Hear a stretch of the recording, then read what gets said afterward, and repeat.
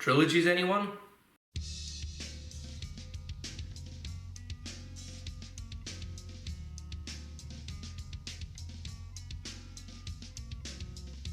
Alright, so we just wrapped up a filming of Emo 2, and then I got a message from Dion, who played Emo Jake in the original film, asking why I didn't put him in it.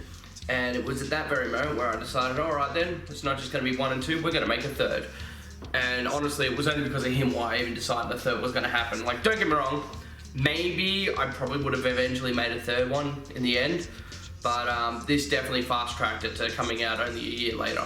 So the original opening to Emo 3 was going to be Emo J talking to Emo Jamie, so Jamie Lloyd from Emo 2, and he was going to ask her why she did what she did, and she was going to explain that it was all for him.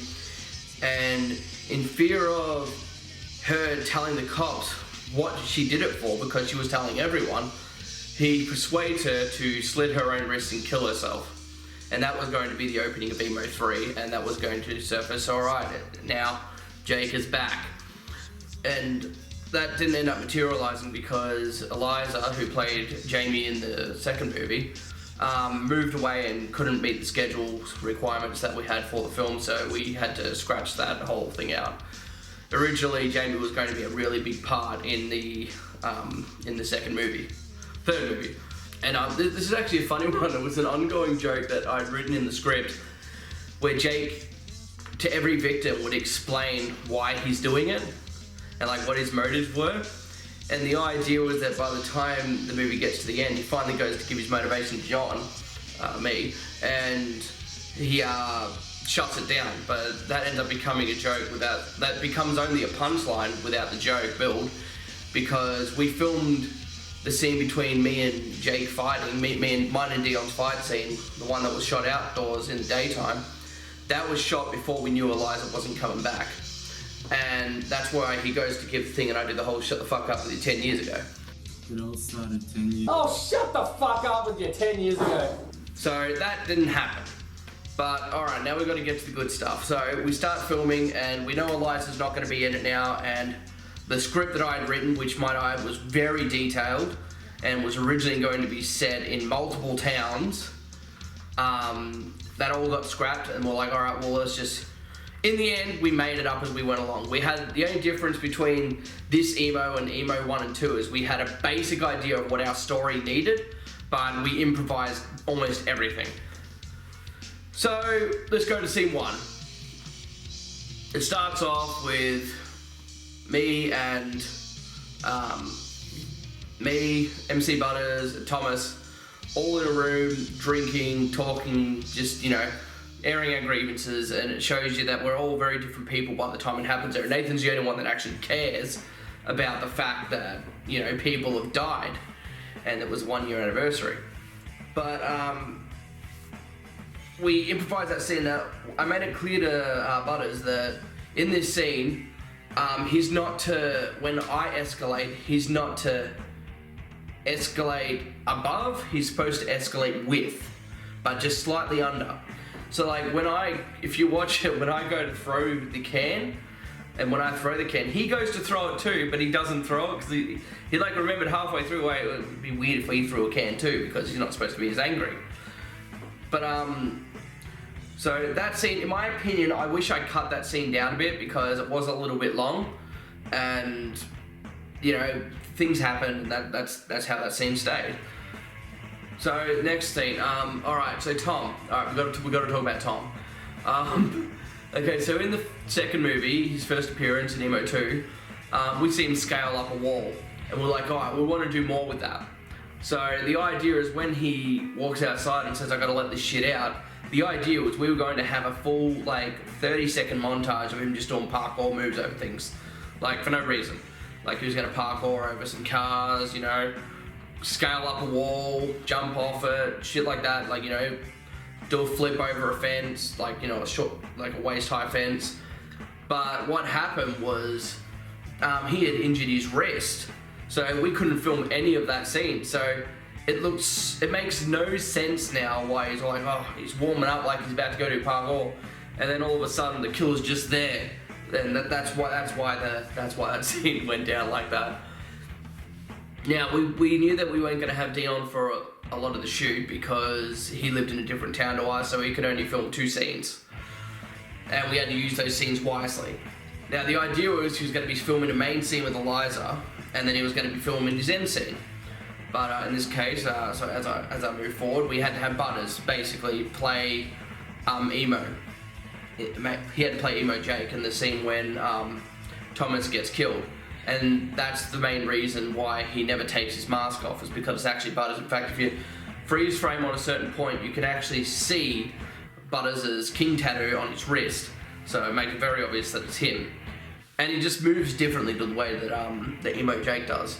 But then here, the scene just kind of jumped to all of a sudden. So the first thing that we actually shot for the film was mine and Dion's fight scene in the daytime, where, you know, he uses the hammer. We have all the big stage props, and that was supposed to be a big finale. But we filmed it, and this footage doesn't exist anymore. But that was originally the ending of the movie, and the ending was going to see me and Dion with the gun. When he holds it up at us just after the fridge, it cuts to black there. But originally, Dion escorts me back to where the fight scene started, and then I just had the idea, alright, I'm just going to rush the gun. So I rush the gun, turn it around, and we end up shooting each other. I shoot myself in the neck so I can get him in the heart. But the funny part is Dion didn't really get where I was shooting him. So he started holding his stomach when he starts putting the blood out, but that scene doesn't exist anymore. Sadly, unless I can find it somewhere. Hopefully I can.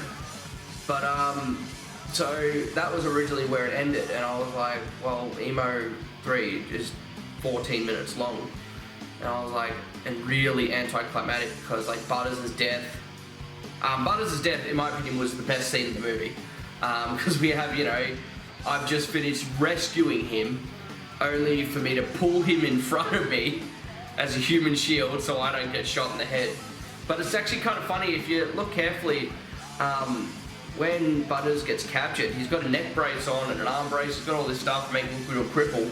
The reason why is because when we were first shooting it, the canon was the original release of Emo 2. So at the end of the movie, he got his neck broken by Eliza. So we're going to have him completely crippled. So it's funny that he survived it. But that didn't happen. And so originally we had a scene where at the start when we were talking about, when we were all talking around the couch just, you know, drinking, that was originally supposed to take place in an actual pub. But I can't remember the reasons, but for some reason we didn't end up shooting that. So anyway, I'm getting off course. So we get to Butters' scene, and now we know Butters is going to get shot in the head, and we're like, alright, but we want to execute it in the dodgiest way we can think of. You know, we were like, oh, mannequin heads, you know, like, oh, do we get like just a prosthetic head sort of thing made up? Do we grab like a mannequin doll's head and use that? And then I had the idea of like, no, how much fun it would be for it to be just a balloon with a face drawn on it and we put his hat on top. So, that's what we did. So that way when I pop the balloon with the pin, the hat falls down and it just looks stupid. And that's the reason why we executed that. So, alright.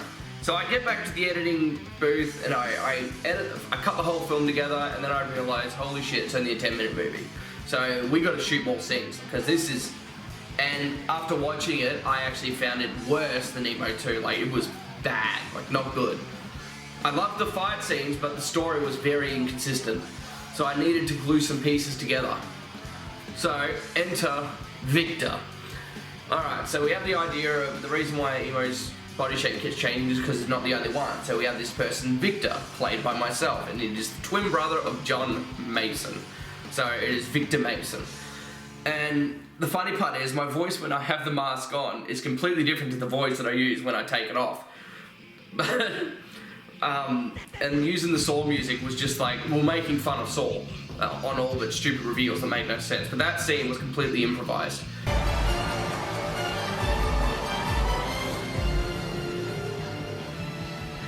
Victor, your brother. We're just making this movie up as we go along. I didn't have any script written up, and I had no idea what I was going to be doing. All I did was I had the beard, I reacted to nothing, and then I went into the bathroom, shaved it off, made just a mustache, because originally I was going to be clean shaved, but I thought, nah, mustache would be funnier. Combed my hair back, and then I did the other half and just tried to fill in the gaps. And then I just tried to splice it together so it was very coherent, but at the same time incoherent with what was going on. That's why I don't talk much during that scene, because I'm just trying to react to what's going on. And I knew I was going to be killing Victor with, you know, a needle to the neck, and originally I was just going to go and then die, but I was like, nah, it wasn't enough, so I went back into because I was just about to shave the mustache off, and I was like, no, I got a better idea.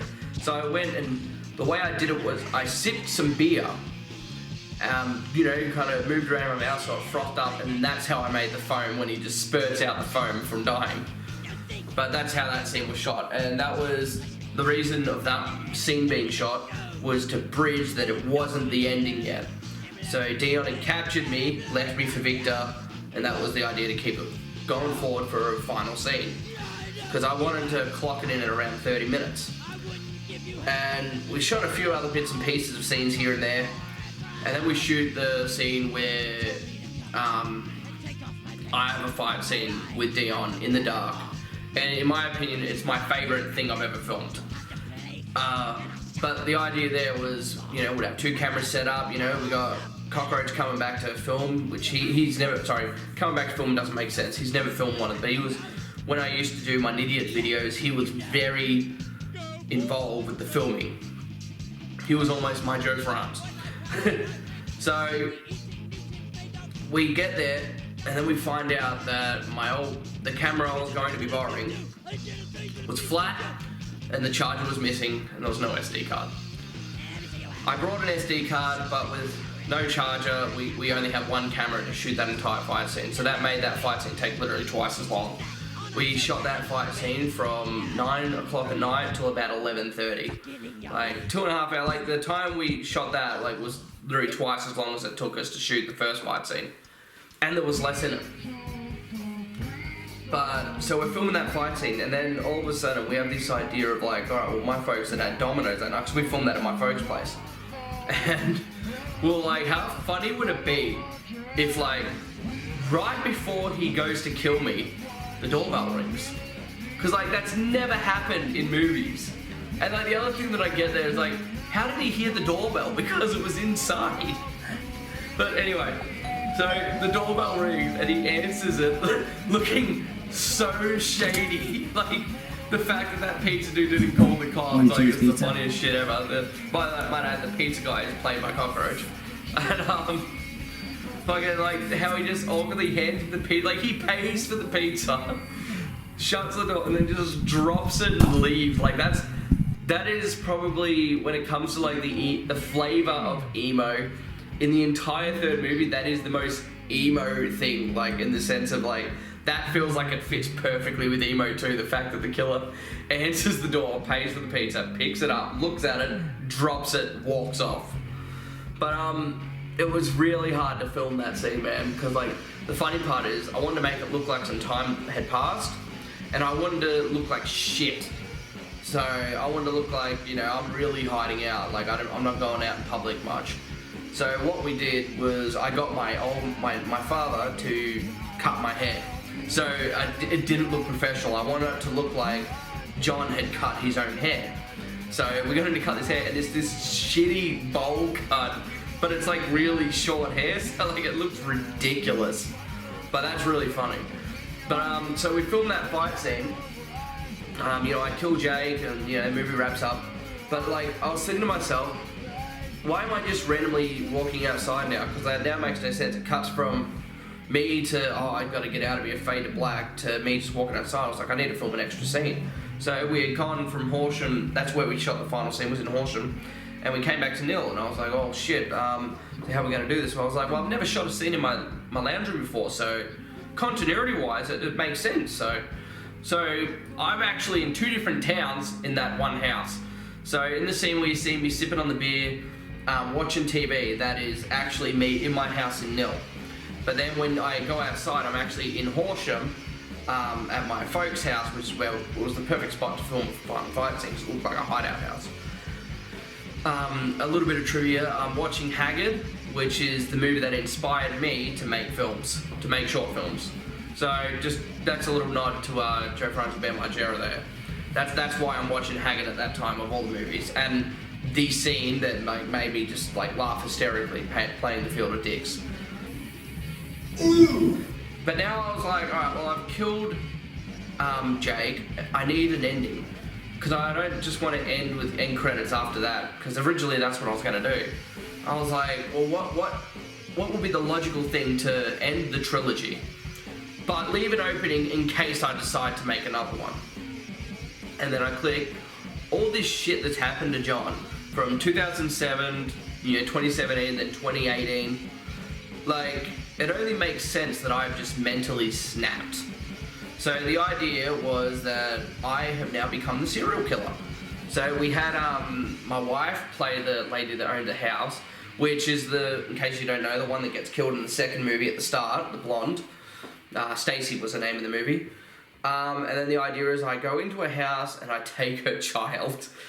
Now, we don't know who that child is. Like, it's just, alright, I'm just taking the child.